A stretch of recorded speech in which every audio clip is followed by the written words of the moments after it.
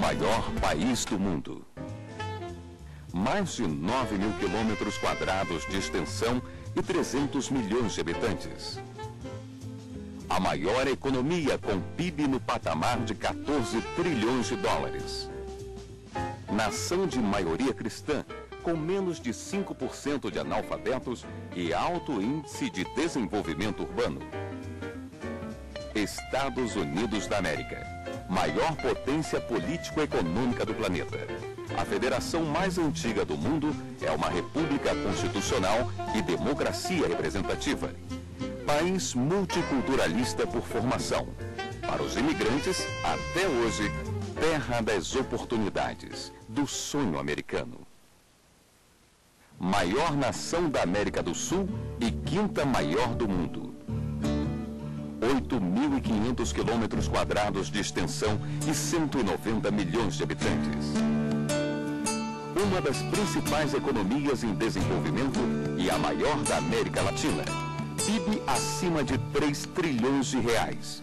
Taxa de analfabetismo em 11% e índice de desemprego em torno de 6%. País com a maior população católica do mundo, de diversas raças e diversas cores. Brasil, terceiro país maior exportador do planeta.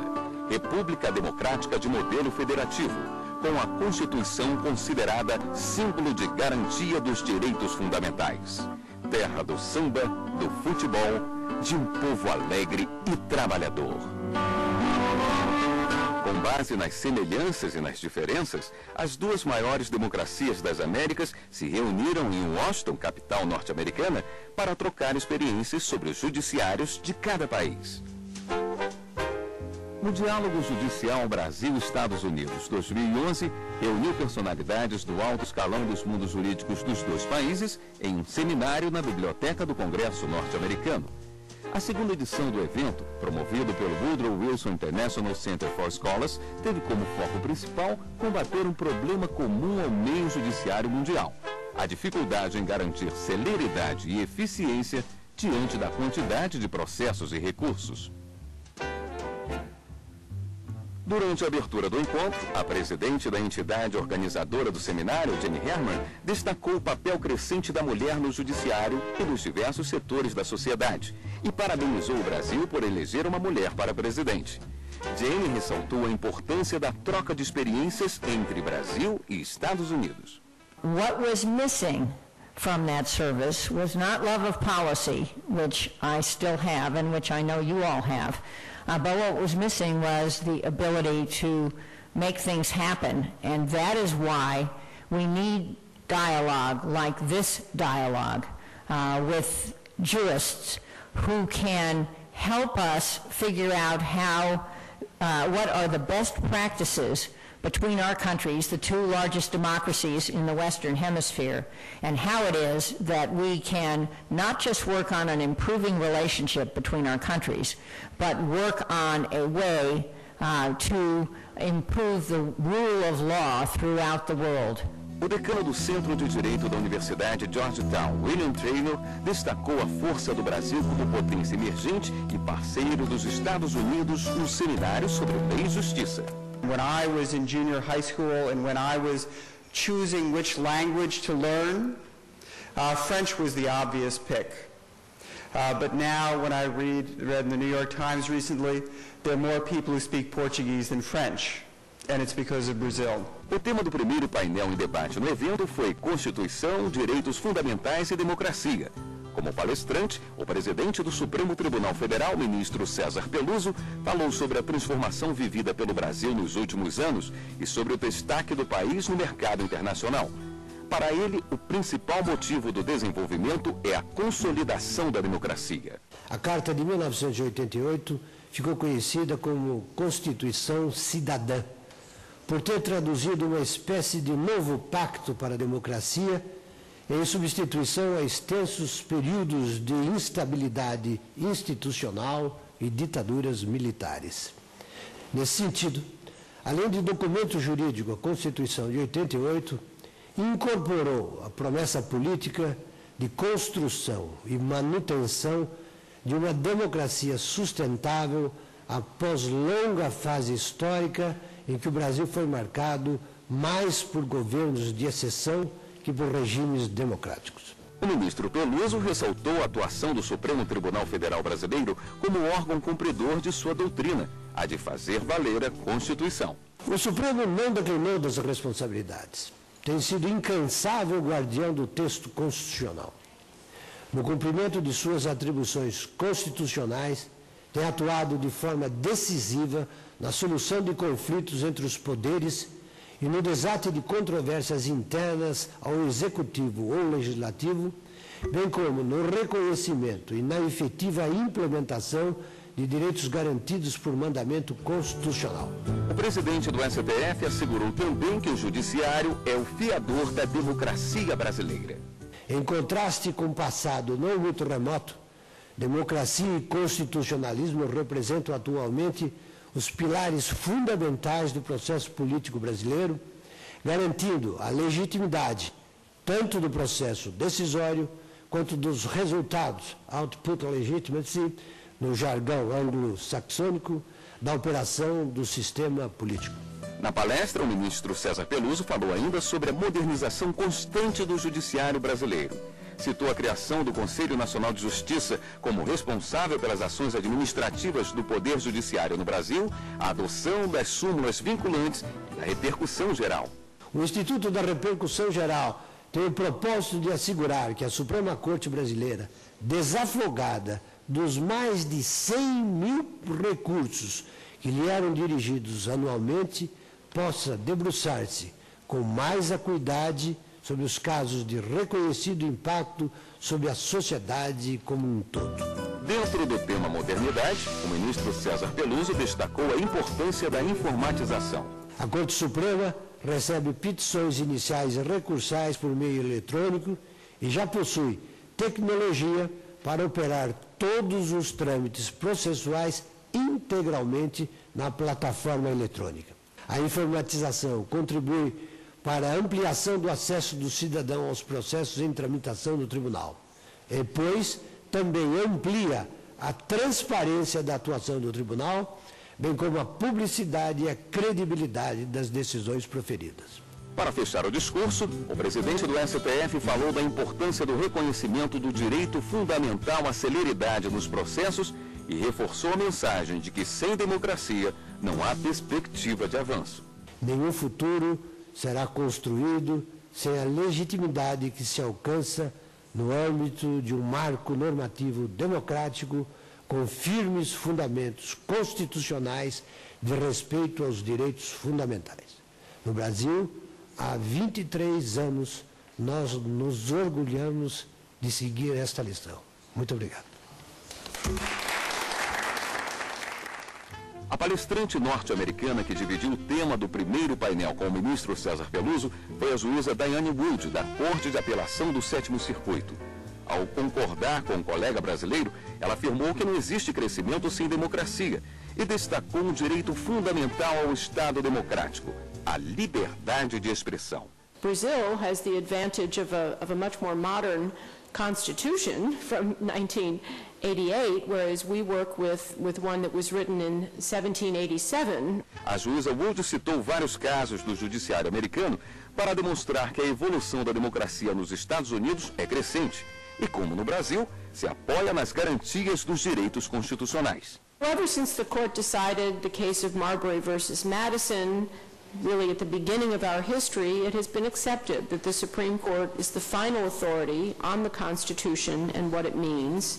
I've tried to suggest a few ways in which the court has carried out that responsibility, and in doing so, the court has ensured that for the United States, our democracy has been and continues to be a reality, not just words on a piece of paper. Thank you. No próximo bloco, debates sobre os limites da transparência no judiciário e as alternativas judiciais para a resolução de conflitos.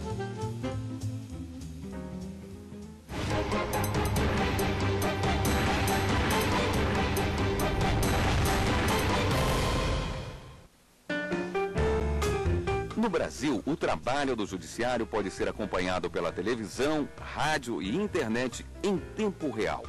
A proposta é de aproximar a população do meio jurídico, das informações sobre seus direitos e deveres e popularizar as decisões judiciais que vão influenciar a vida dos brasileiros.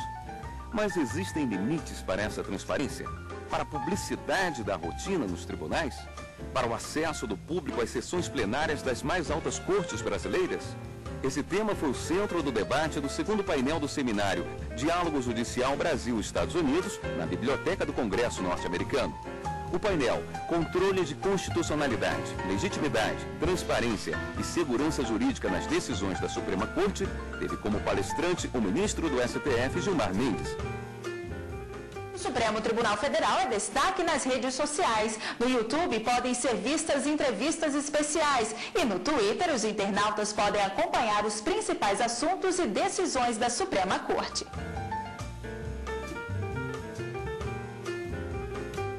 No que concerne a própria transparência, a tradição brasileira se encaminhou para que o julgamento fosse público.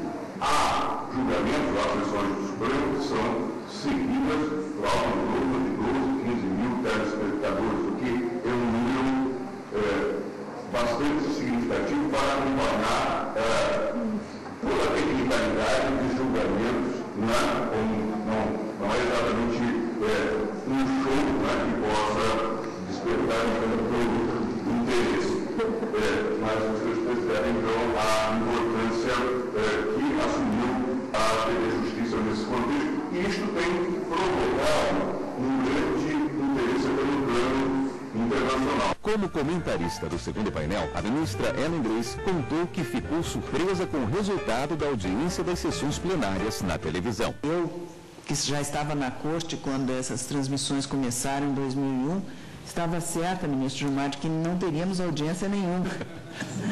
Mas, no entanto, para grande surpresa, não apenas o mundo jurídico faz questão de acompanhar, e eu sei de escritórios de advocacia que mantêm constantemente uma televisão ligada na TV Justiça, mas até pessoas do povo de outras atividades profissionais completamente diversas que ali encontram informação a respeito dos direitos. O ministro Gilmar Mendes acrescentou que os acordos das decisões do STF são publicados no Diário Oficial, nas versões digital e impressa. Contém a íntegra dos votos e a transcrição dos debates registrados durante a sessão plenária.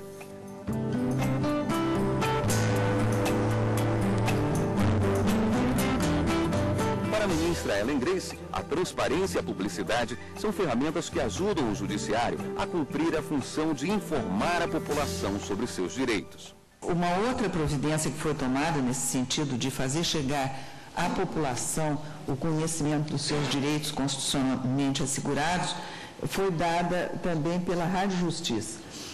Nós, além de termos uma televisão, também temos uma estação de rádio. E nessa estação de rádio decidiu-se fazer a dramatização de certas histórias que permitem levar ao conhecimento do grande público os direitos fundamentais.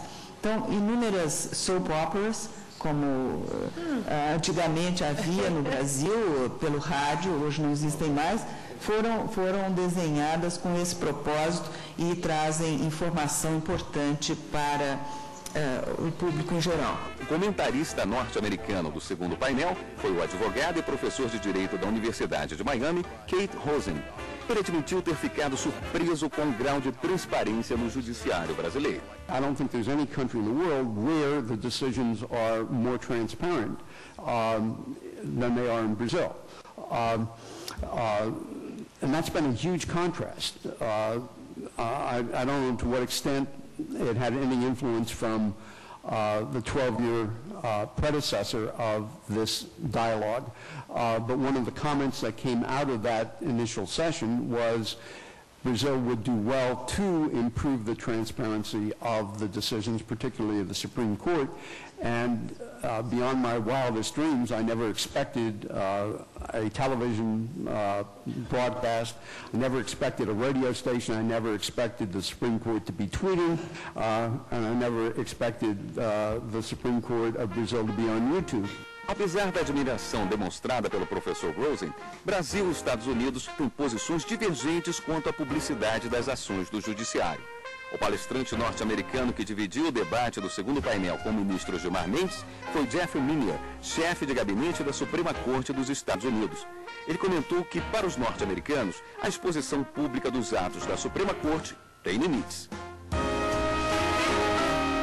Minier explicou que nos Estados Unidos não é permitido ao público acompanhar deliberações internas do Judiciário.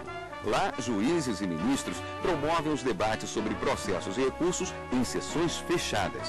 A justificativa principal da legislação é a de garantir um ambiente de decisão livre de possíveis pressões externas.